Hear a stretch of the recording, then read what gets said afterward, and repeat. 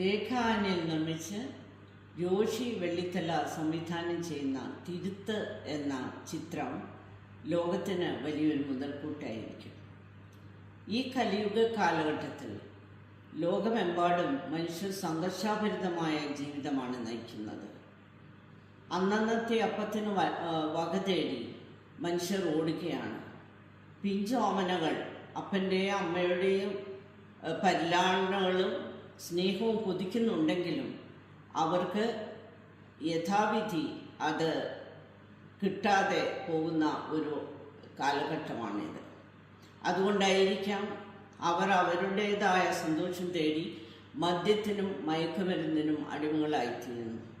ഇന്ന് ലോകമെമ്പാടും മദ്യവും മയക്കുമരുന്നും ഉപയോഗിച്ച് മനുഷ്യൻ അതിന് അടിമകളായിക്കൊണ്ടിരിക്കുന്നു.